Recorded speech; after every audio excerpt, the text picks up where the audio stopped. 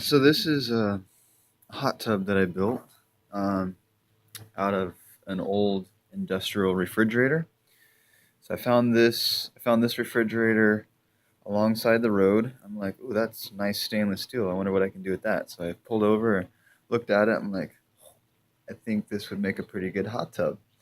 So uh, I brought it home. I put it on its back, and I sealed it up on the inside some with some caulking. And so what we got here. Let's see if I can't show you the workings of it.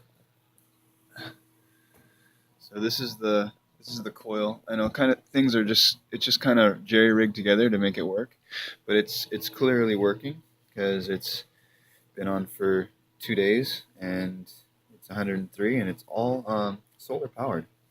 And I'll show you that in just a minute.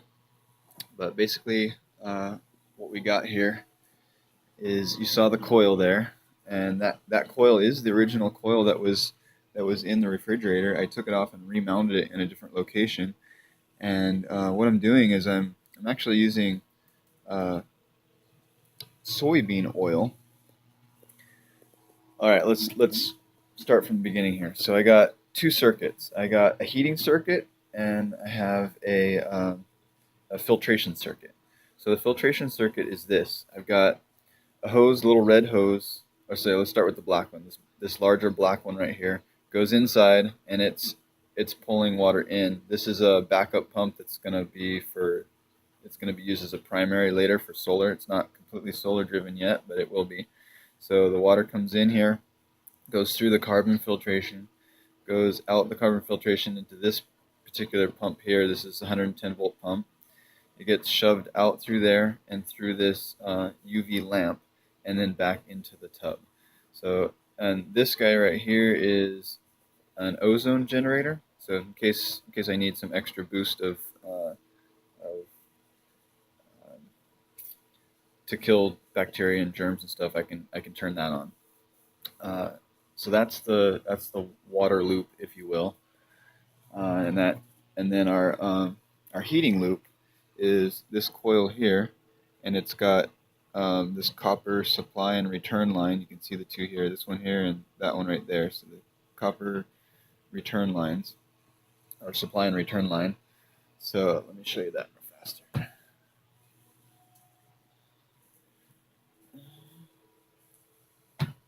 All right.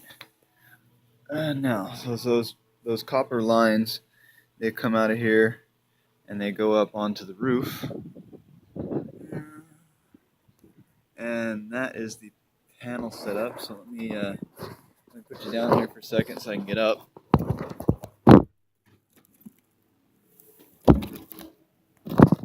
onto the roof. There we go. So this is a solar vacuum tube setup. Each one of these devices is basically a heat trap. Light energy goes into the tube into the first layer tube through a vacuum and hits the second layer tube that's kind of blue color in it, or black, and it absorbs the heat. And then that heat energy gets transferred up a copper pipe into the manifold at the top. Now, the lines come up from the coil and it goes into this little pump, and this pump drives it through the heat exchanger here and then back down. That's pretty much it. 12-volt pump, run off some solar panels. It's circulating when the sun's out, generating heat energy right here off this coil. All that energy gets transferred to this manifold. The vegetable oil, or the in this case it's soybean oil, is brought around. And now the reason I used oil, I was going to use water, but I realized if I have a really hot day and my hot tub is already satisfied, it's at 103, 104, whatever, then what's going to happen is the water's going to get super hot. In fact, this this system here, that panel can actually get oil up to over 400 degrees. And so if it can get oil up to 400 degrees, it can definitely create steam in water. And now the problem with having water running through the system, for one, water is kind of corrosive, and I didn't want the copper lines to start corroding on the inside and all that. Uh, and then two, anything above 212 degrees Fahrenheit or 100 degrees Celsius is going to turn to steam, and then I would have to have a steam port in case my hot tub's satisfied at 103, but the sun's still out. It's going to generate a higher temperature of water, thus creating steam, and it's got to go somewhere. And so I would have to have a vent to vent off the steam, and then I'd have to have an water input to or to add back in what was lost in steam. So that just seemed kind of wasteful and more difficult. So I went with oil because it doesn't expand. It doesn't expand much, and it doesn't cause steam and all kinds of potential high pressure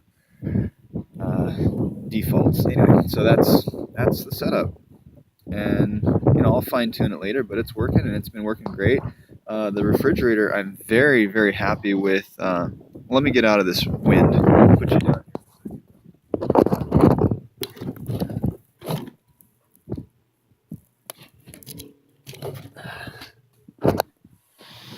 All right. So, oops, I put you upside down. My bad. It's I'm really happy with this refrigerator. It's super efficient. When I had the system running for 3 days, it got up to 112. So I put a limiting circuit so it shuts off at 103 and or 104, right around that area, and at least the oil circulating pump shuts off at that temperature, but the filtration circuit still goes and it's on a timer. Okay, so it got up to 112, and I was like, you know what? I want to see how long this thing lasts, how long it holds the heat for. So I shut the circ pump off for the oil circulating, and the next day I checked it, and it was 109 degrees, and I checked it again in 3 days, and it was 106 degrees, and I'm like, man. And then 4 days, it was 103. Like, this thing is super efficient, so I'm really liking it. I could probably use the heat energy that's generated after 3 days of not using the system for something else. So we'll figure that out. Maybe a vegetable steamer or something at the same time. But that's that. Pretty simple, very rewarding. We used it last night. It was just so nice to relax in hot water. Love it. Right on, guys. Build one if you want.